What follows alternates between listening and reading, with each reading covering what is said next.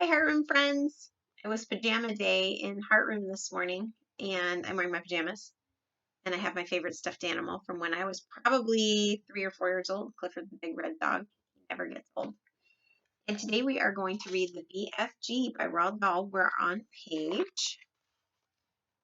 what page are we on? We're on page 101. So if you want to follow along and you have the book, or you can draw or color or just hang out and listen to the story. Here we go. I like that dream, Sophie said. Of course you like it, the BFG said. It's a fizz wizard. He licked the back of the label and stuck it on the jar. I is usually writing a bit more than this on the labels, he said, but you was watching me and making me jumpsy.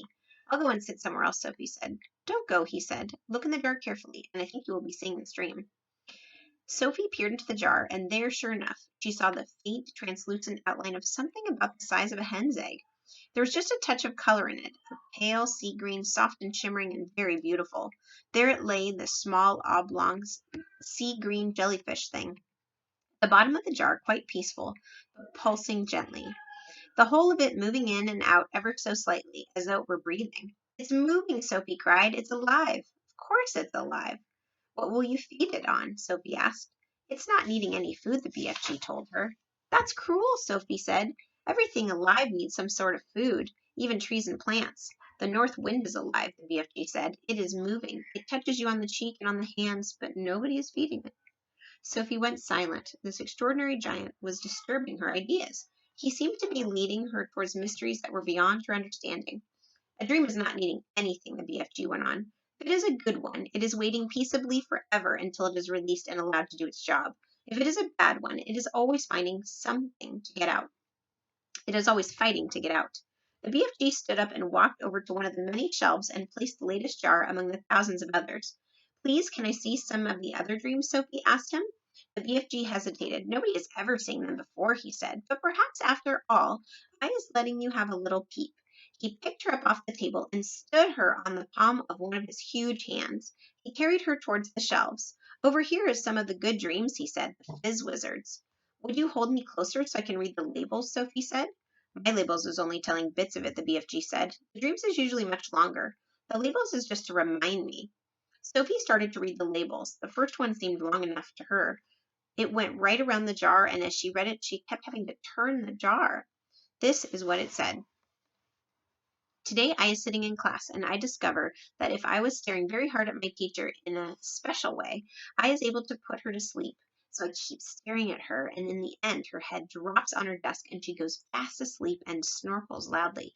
Then in marches the head teacher, and he shouts, Wake up, Miss Plumridge! How dare you go to sleep in class? Go fetch your hat and coat and leave this school forever. You is sacked.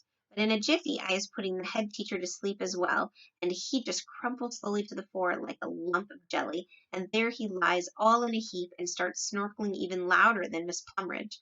And then I is hearing my mummy's voice saying, Wake up, your breakfast is ready. Look at that dream. Can you see the dream? What a funny dream, Sophie said. It's a ring beller, the BFG said. It's Wotsy. Inside the jar, just below the edge of the label, Sophie could see the putting to sleep dream lying peacefully on the bottom, pulsing gently, sea green like the other one, but perhaps a trifle larger. Do you have a separate dream for boys and for girls? Sophie asked. Of course, the BFG said. If I was giving a girl's dream to a boy, or even if it was really Wopsy girl's dream, the boy would be waking up and thinking what a rot, bunkling, grink, sludging old dream that was. Boys would, Sophie said. These here is all girls' dreams on a shelf, the BFG said. Can I read a boy's dream? You can, the BFG said, and he lifted her to a higher shelf. The label on the nearest boy's dream jar read as follows.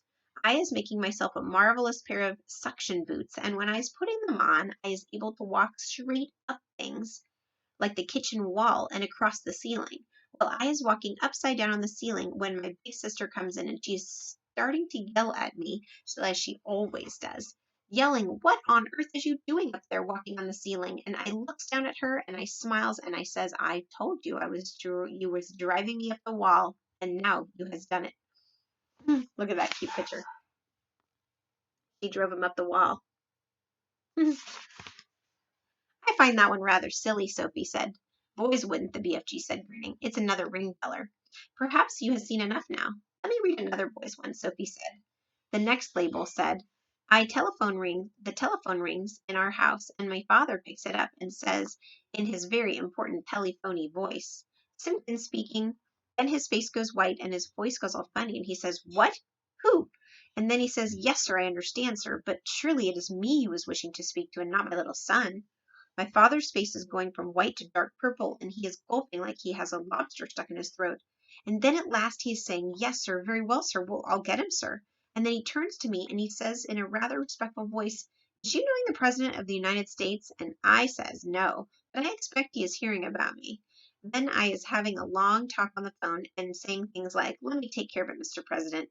You'll bungle it all up if you do it your own way. And my father's eyes is goggling right out of his head. And that is when I is hearing my father's real voice saying, Get up, you lazy slob, or you'll be late for school. Isn't that a funny dream? Boys are crazy, Sophie said. Let me read this next one. So Sophie started to read the next level. Well, we'll pause there, boys and girls, but we'll read some more boys and girls dreams tomorrow. It was nice to see you today on Google Hangout. Have a happy Easter.